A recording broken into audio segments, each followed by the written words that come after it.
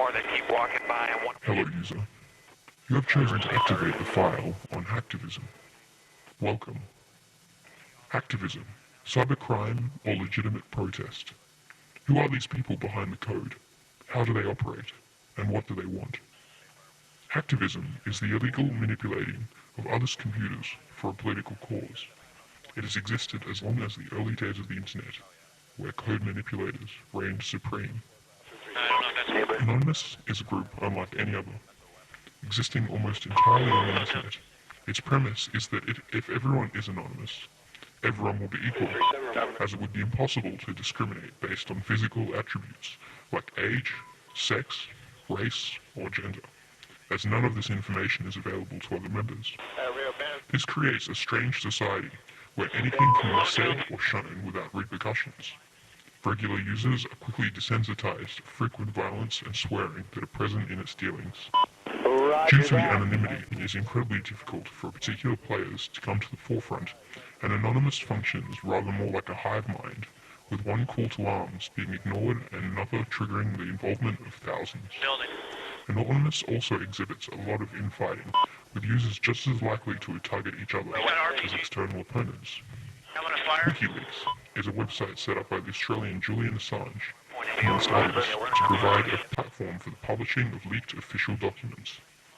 Because WikiLeaks exists only as a web page, it is extremely difficult for companies and governments to contain, existing in a jurisdictive limbo. This same globalization gives whistleblowers a greater anonymity by making leaked documents harder to trace back to the source. Hacktivism runs the risk of being considered cyber terrorism in many countries. Cyber terrorism is in fact a rare event by which a terrorist organization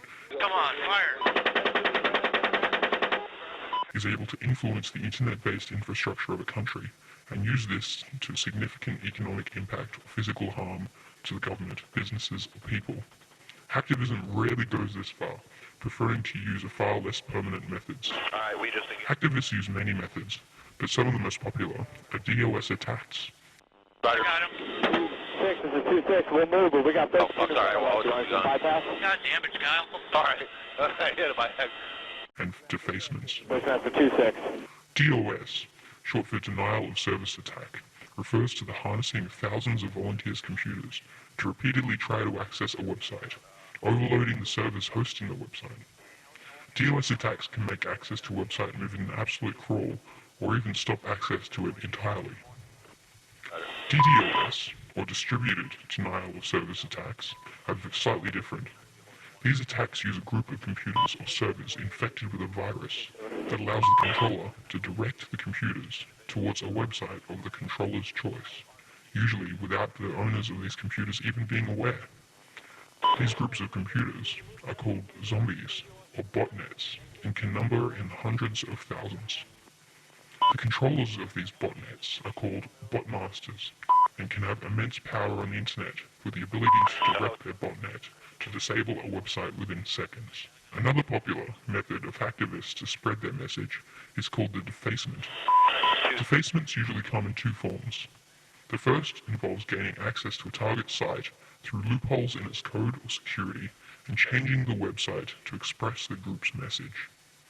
The second technique for defacements is to redirect incoming traffic into a new substitute website, which might be similar to the original, but feature a scathing critique instead of the original content. Furthermore, mirror sites have sprung up to archive these defacements so that the message can be viewed long after the website has in fact been restored. Bravo, 5458. Anonymous has a past of haphazardly trying to defend or revenge freedom of information causes. A prominent cause was the boycotting of WikiLeaks by many large websites due to political pressure from the United States government.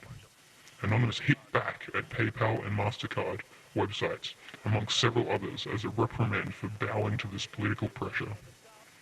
This hacktivism has not just affected the major players though, as online activism reaches even into the far-removed Australia. That one individual.